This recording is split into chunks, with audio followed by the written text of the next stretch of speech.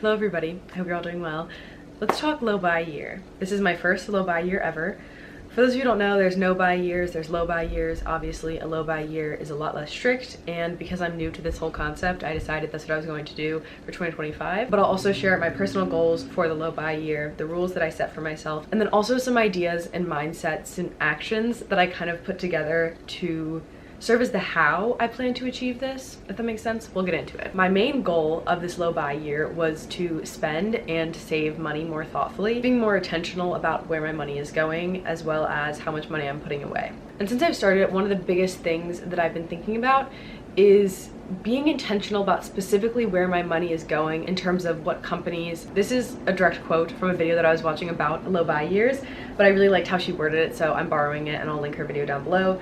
She said that consumers are now weaponizing money and choosing to not purchase from companies that don't fit within their ethical values, basically. I think even more than just buying less things in terms of your own personal consumption, sort of having it be a personal stand against companies that are not prioritizing or giving any care towards environmental sustainability or climate in general, as well as a lot of companies just don't have ethical means of production, which is another thing that I obviously don't support and want to continue to avoid companies that do have those unethical practices in place. If you're wondering what that looks like for me avoiding big corporations, I've been trying to prioritize yard sales, Facebook Marketplace, basically exchange and transactions of money between individuals.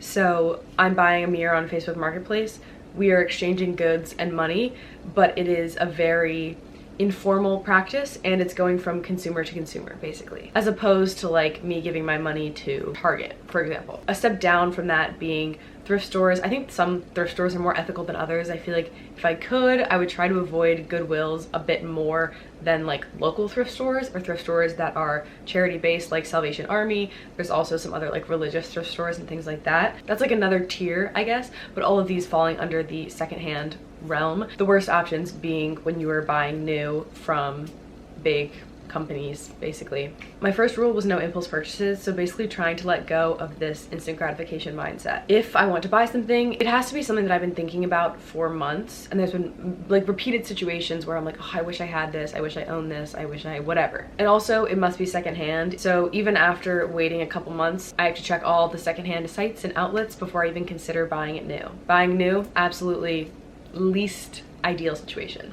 My second rule is no new makeup, skincare, accessories, or books of any kind. No makeup, no jewelry, no hats, no scarves, nothing. Too many. I have too many. And books, until I read every single secondhand book that I own, no more books. No new tech is my third rule. There is a tech product that I want/need, looking at it secondhand. My fourth rule is to be more conscious about eating out and prioritizing the experience of going out to eat over convenience. So I'm not worried about spending money if I'm going out with friends to a restaurant or bar or something, but I don't really want to be picking up food if it's just out of pure convenience, because that is going to be an added cost. This rule is more pertaining to being financially thoughtful as opposed to being more thoughtful of my consumption, but I don't know, I think they kind of go hand in hand. The fifth one I also have already kind of broken, which is not great, but not purchasing supplies or materials for hobbies unless I ask myself the following questions. One, is it a lasting hobby?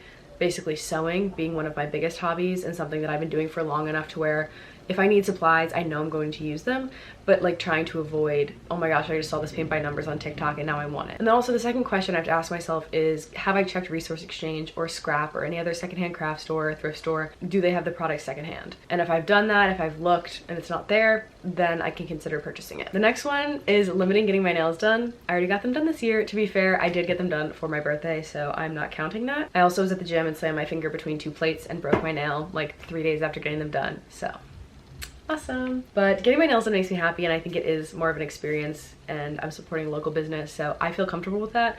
But in terms of being financially responsible, I try not to do it too often because it is kind of expensive. Now, briefly, these are all the things that my low buy year does not include. This is kind of obvious, and I feel like they tend to be similar for every person, but necessities, so groceries, personal care repurchases, transportation costs, bills and utilities, none of those are included in the low buy year. For me, travel and experiences are not included, so concerts, and then also trips, because I love to travel and that's what I save a lot of my money for. So I'm not going to deprive myself of that either. And then the third thing is just replacing items that have been completely worn through, specifically shoes, socks, things that you really need to be good quality. Those are all the things that are excluded from this list. I would argue that this section is actually the most important or relevant because it's the list of things and sort of mindsets that I've created of the how I plan to achieve this, because it is going to be relatively difficult. It's already been relatively difficult this month. So here are kind of the ways in which I plan to support my low buy year. The first thing is consuming less media that encourages consumption and really overconsumption. I'm not on TikTok. I am on Instagram now, but I am able to consume it in a much more thoughtful manner. And I'm kind of at a point now where ads and like influencers and things like that, like those don't encourage me to consume in the way that they used to, I think. My next suggestion is finding hobbies or activities that are enjoyable and don't involve consuming anything. So walking, running, working out, I guess that's like a gym, but I don't think of like a gym membership as being a form of consumption. I guess in the same way that I would think about like consuming goods, but basically just finding hobbies that don't constantly revolve around buying new things. So whatever that looks like for you. My third point is focusing on trading, bartering, lending, anything within the invisible economy. I'm obsessed with the idea of an invisible economy, and I think it's like predominantly used to describe housework and things that you're not financially compensated for, but like they need to be done and without which society would not function at the same level. But they tend to be, again, kind of invisible and there's no monetary exchange. They also tend to be tasks that are predominantly done by women. But I've been trying to think about ways in which I can sort of operate within the invisible economy and still participating in community and engaging with others and trading goods and services, but just there not being some sort of monetary exchange. I don't know, I'm not being super articulate, but it's such a fun concept. And so I think clothing swaps and exchanges and repair fairs and all of these things are perfect examples of that. One thing that I do to kind of participate in this invisible economy is I have tried to work with different organizations and groups and things to host little repair events where I will bring my sewing machine and sewing supplies and teach people how to mend or upcycle their clothes completely free, just to teach them the skill or to repair their clothes. It's really fun and it's cool to teach people about the importance of circularity and things like that, but I like that I have something I feel like I can offer to this invisible economy, you know? So consider the ways in which you can participate. The next point is engaging more with your community.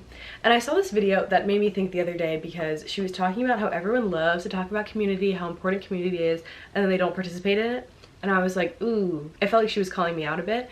But it's valid because community is so important, but also what does that mean? It means showing up when you don't want to sometimes. It means prioritizing others over yourself occasionally. I think a large aspect of being in a community and participating within your community is like selflessness, and I think a lot of people are lacking in that. Also, this idea of no one has enough time, and I am the fucking worst at that. There's this event that I want to go to at my public library. It's every Thursday night. I haven't gone once because I finish work and I'm like, oh, I don't feel like going. Shut up and go. Like, you are not that busy. You do not have a lot on your plate.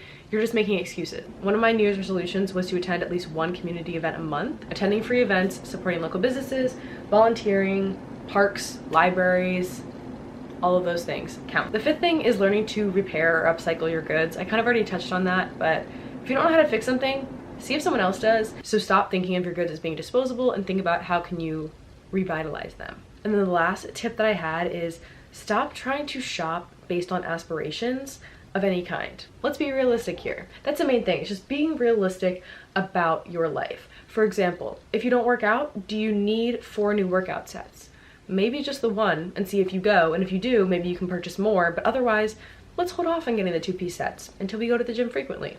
Just saying. My last little note related to the low buy year. Everyone has their own things, and I think just creating rules and boundaries that are realistic for you and your patterns of consumption for your own low buy year, very important. Those are the details of my low buy year for 2025. I'm excited about it. It is a challenge, and also it just encourages me to think critically about the ways that I'm spending my money. I want to make more videos relating to like climate and things like that because they are really important to me, and I spend a lot of my days working in that field, thinking about that field, and with the current fucker in office, I think it's even more important now to be having these conversations. So